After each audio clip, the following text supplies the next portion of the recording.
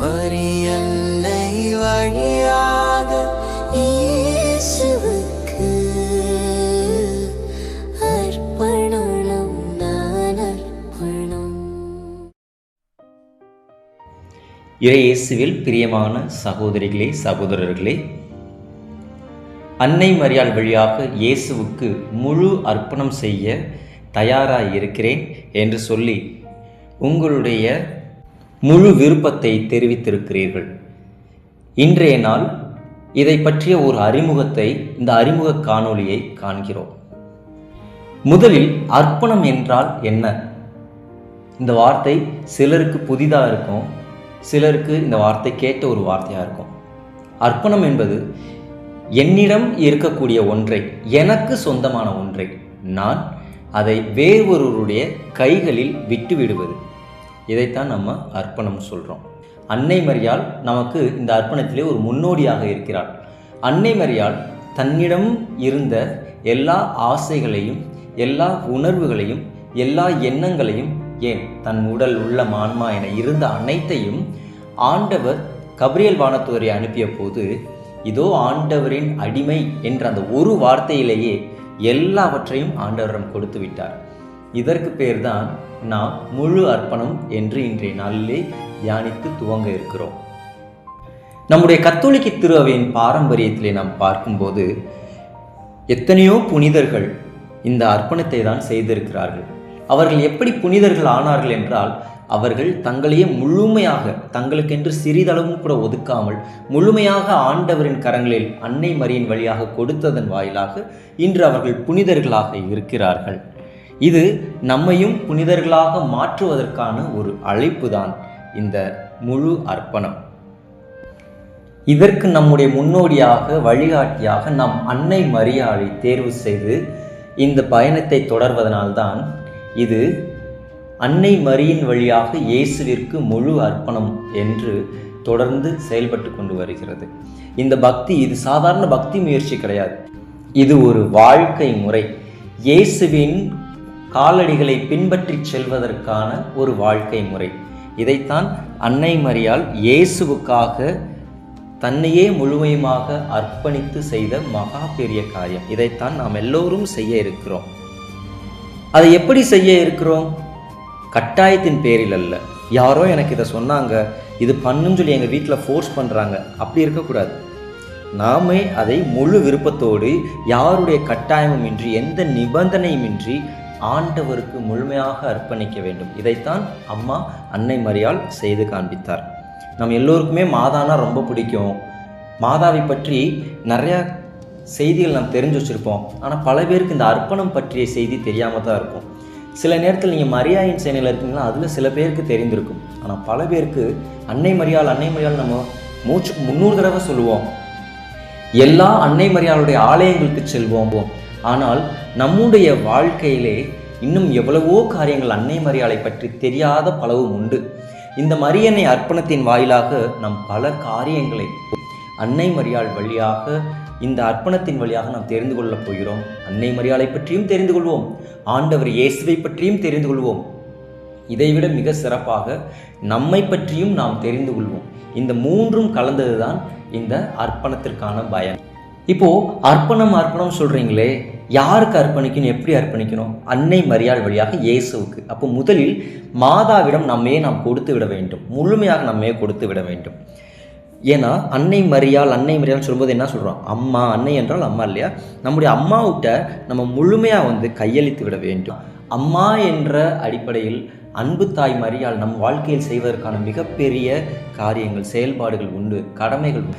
நம்மை பரிசுத்தப்படுத்தி, தூய்மைப்படுத்தி, நம்மிடம் இருக்கக்கூடியவையெல்லாம் இருக்கணும், நல்ல காரியங்கள், இருக்கக்கூடாத கெட்ட காரியங்களை எல்லாவற்றையும் பிடுங்கி எறிந்து விட்டு அன்னை மரியாள் தம் திருமகன் இயேசு கிறிஸ்துவை கோயிலில் அர்ப்பணிக்கும் போது எப்படி ஒரு பரிசுத்தமான குழந்தையாக போய் கோயிலில் அர்ப்பணித்தார்களோ, அதே போல் நம்மை இயேசு கிறிஸ்துவனுடைய கரங்களில் பரிசுத்தமான ஒரு கருவியாக, ஒரு பரிசுத்தமான நறுமணமிக்க பழிப்பொருளாக அர்ப்பணிப்பாங்க. இதுதான் நம்ம இந்த அர்ப்பணத்தில் நமக்கு நடக்க போகிற காரியம். நம்ம சேர்ந்து மாதாவோடு இணைந்து ஒத்துழைப்பு கொடுத்து நம்ம செய்ய போகிற மிகப்பெரிய செயல்பாடு. சரி, இந்த அர்ப்பணத்தில் நான் எதை அர்ப்பணிக்கிறோம் அப்படின்னு நம்ம கேட்கலாம். இந்த அர்ப்பணத்தில் நாம் எல்லாவற்றையுமே அர்ப்பணிக்கணும். எல்லாவற்றையும் என்றால் நம்முடைய உடல், உள்ளம், ஆன்மா, நம்முடைய சொற்கள், சிந்தனைகள், செயல்பாடுகள், நம்முடைய திறமைகள், நம்முடைய நேரம், நம்முடைய செல்வம், நம்முடைய ஆற்றல், நம்முடைய கையில் இருக்கிற எல்லாம், ஏன் நம் குடும்பத்தில் இருக்கிற உறுப்பினரோ அத்தனையும் மாதாட்டமா இதெல்லாம் என்கிட்ட இருக்குது, இதெல்லாம் இந்த அர்ப்பண நாட்கள் நான் உங்கள்கிட்ட கொடுத்துட்றேன், நீங்கள் கேர் பண்ணுங்க அப்படின்னு சொல்லி அவங்கள்ட்ட முழுமையாக சரணடைய வைக்கணும். இது பேர் தான் முழு அர்ப்பணம். அதான் முழு அர்ப்பணம்ன்ற வார்த்தையை அழுத்தத்தோடு சொல்கிறேன். முழுமையாக சரணடைந்து விட வேண்டும் அப்படின்றத இதோட முக்கியமான ஒரு நோக்கம். இந்த அர்ப்பணத்துக்கு மற்றொரு பேர் என்ன தெரியுமா? உடன்படிக்கை.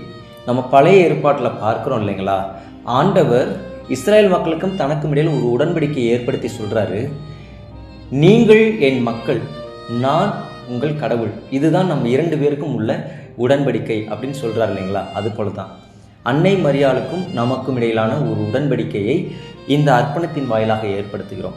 ஆண்டவர் இயேசுவுக்கும் நமக்குமான உடன்படிக்கையை நாம் இந்த நாட்களிலே ஏற்படுத்துகிறோம். இதுதான் இதில் இருக்கிற ஒரு முக்கியமான செய்தி.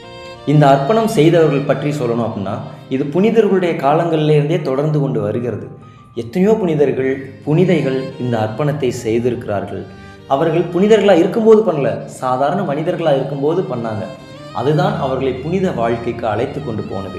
இன்றைக்கி நம்மளும் சாதாரண மனிதர்கள் தான், சாதாரணமாக பாவம் வாழ்க்கையில் இருக்கிற பாவிகள் தான்.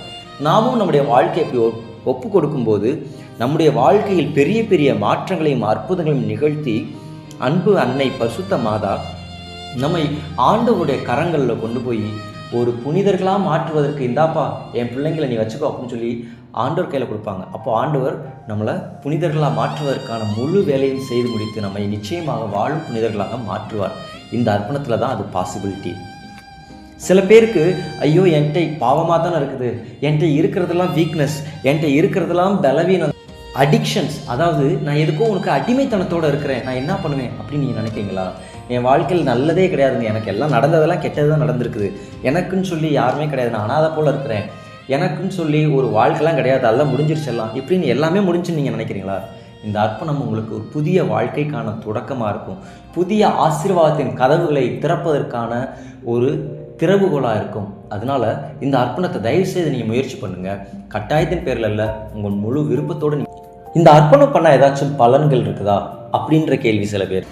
7 பலன்கள் இருக்குது அப்படின்னு சொல்கிறாங்க. என்ன மாதிரியான 7 பலன்கள் அப்படின்னு பார்த்தீங்கன்னா, முதலாவது, சாத்தான் வழியாக நமக்கு நம் வாழ்க்கையில் நம்மை ஆதிக்கம் செலுத்தக்கூடிய பாவங்கள், சாபத்தின் கட்டுகள், ஆசீர்வாதத்தின் தடைகள், இவைகள் எல்லாம் நீங்கி நம்முடைய ஆவிக்குரிய வாழ்க்கையில் ஒரு முன்னேற்றம், ஆன்மீக வாழ்க்கையில் ஒரு நல்ல முன்னேற்றம் நடக்கும்.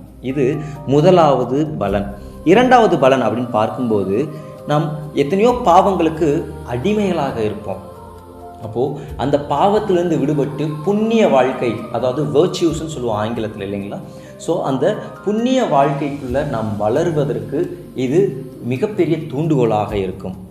மூன்றாவது ஆசீர்வாதம் என்னன்னு பார்த்தீங்கன்னா, இந்த முழு அர்ப்பணம் நம்மை திருச்சபை மீதும், கடவுளின் வார்த்தையின் மீதும், நற்கருணையின் மீதும், புனிதர்கள் மீதும் ஒரு ஆழ்ந்த அன்பையும் நெருக்கத்தையும் உருவாக்கும்.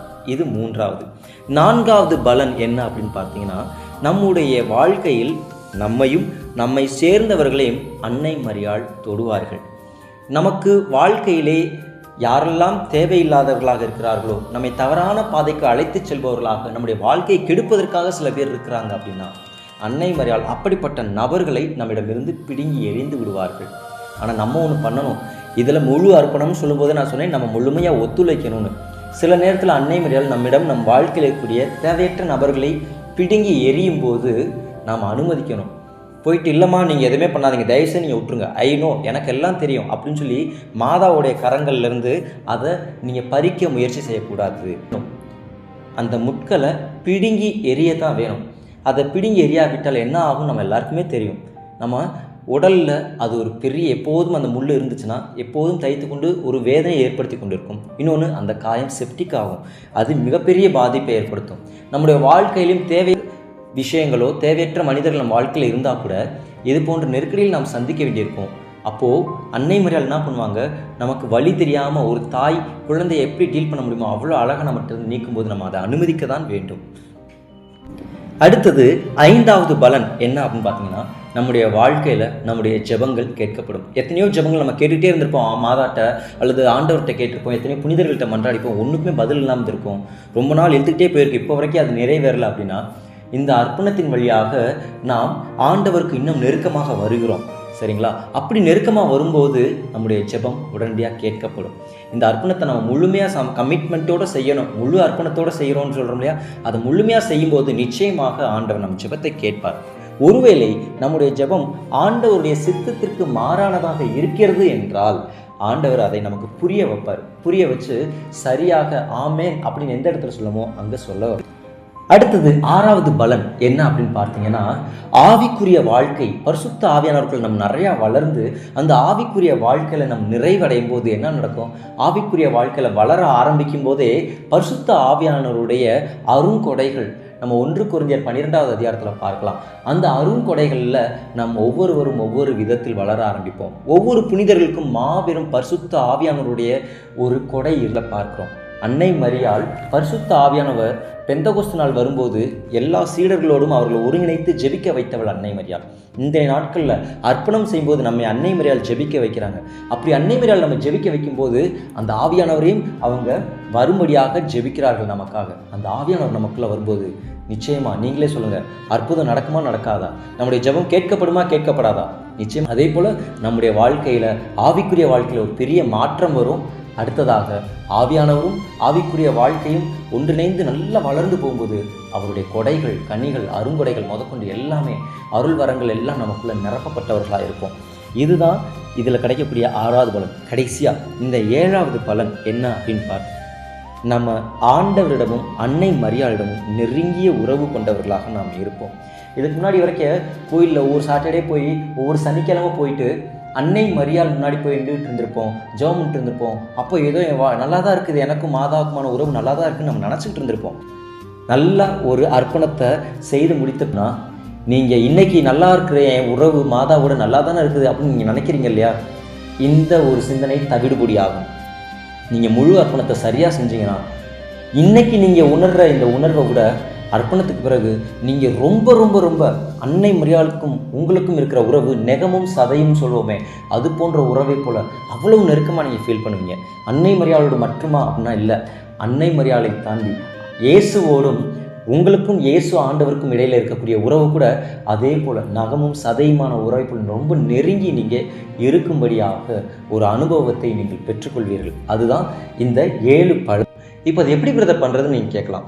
ரொம்ப சிம்பிள். ஒரு வாட்ஸ்அப் குரூப்பில் இணைத்து கொள்வார்கள். அதுலேருந்து என்ன நடக்கும் அப்படின்னு பார்த்தீங்கன்னா, ஒவ்வொரு நாளும் நம்ம ஜெபிப்பதற்கும் தியானிப்பதற்குமான ஒரு காணொளி உங்களுக்கு அனுப்பப்படும். அந்த லிங்கில் போயிட்டு நீங்கள் யூடியூப்பில் இருக்கக்கூடிய அந்த காணொளி அதை தினமும் நீங்கள் பார்க்க போகிறீங்க. அதை பார்த்து வெறும் பார்வையாளராக இல்லை, அதில் 2 விஷயம் இருக்குது. ஒன்று சிந்தனை. அந்த சிந்தனை இறை வார்த்தையோ அல்லது அன்னை மரியாள் பற்றிய சிந்தனையோ அதை கூர்ந்து கவனிக்கணும், அதை தியானிக்கணும். 2வது அதில் சொல்லப்படக்கூடிய ஜெபங்கள். அந்த ஜெபங்களை நாமும் சேர்ந்து அவர்களோடு ஜெபிக்கணும். உங்களுக்கு அதற்கான எல்லா வசதிகளும் இந்த ஜெபங்கள் கூட டிஸ்கிரிப்ஷனில் கொடுத்துருக்குறாங்க. ஸோ அந்த ஜெபங்களை நீங்கள் சேர்ந்து ஜெபிக்க போகிறீங்க. அவ்வளோதான். இது நீங்கள் தொடர்ந்து ஒரு நாள் தடையெல்லாம் பண்ணணும். 33 நாள் சாத்தான் எவ்வளோ தடைகள் பண்ணலாம், நமக்கு மறதி கூட வரலாம். நீங்கள் ஒரு உரிய நேரம் ஒவ்வொரு நாளும் இந்த டைமுக்கு நான் இதை பண்ண போகிறேன் அப்படின்னு நீங்கள் ஃபிக்ஸ் பண்ணிட்டீங்கன்னா தான் இதில் நீங்கள் டைம் ஒவ்வொரு நாளும் கரெக்டாக அந்த டைமுக்கு நீங்கள் உட்காரும்போது நீங்கள் மிஸ் பண்ணாமல் போகிறதுக்கு வசதியாக இருக்கும். ஸோ அதனால் ஒரு டைம் ஃபிக்ஸ் பண்ணுங்கள், அதை இடைவிடாமல் செய்கிறோம். 33 நாள் அப்படின்னா 33 நாள் தயாரிப்பு இதுக்கு இருக்குது.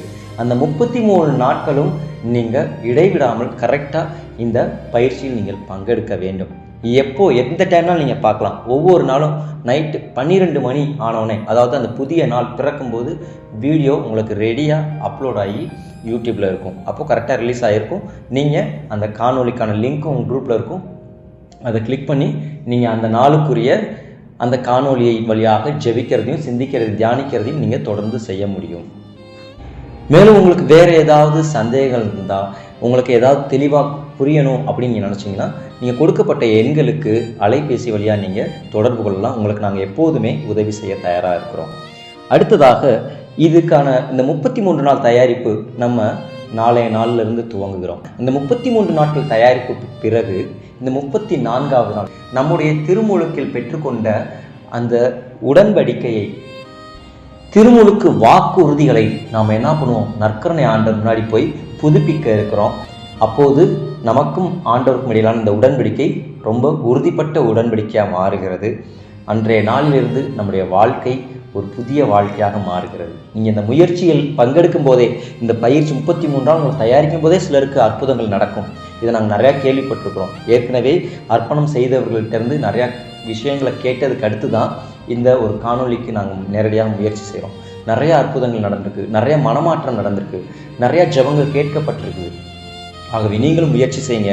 ஆண்டவர் உங்களுக்கு அன்னை மரியாள் வழியான ஒரு வழிகாட்டுதலோடு பரிசுத்த ஆவியை நீங்கள் நிறைவாக பெறுவதற்கு உங்களுக்கு உதவி செய்வார். நாங்கள் உங்களுக்காக ஜெபிக்கிறோம், நீங்களும் எங்களுக்காக ஜெபிங்க. இந்த அர்ப்பணத்தை நீங்கள் சிறப்பாக செய்து முடிக்க உங்களுக்காக எப்போதும் எங்களுடைய இயேசுவின் பரிந்துரை ஜெபக்குழு ஜெபித்து கொண்டே இருக்கும்.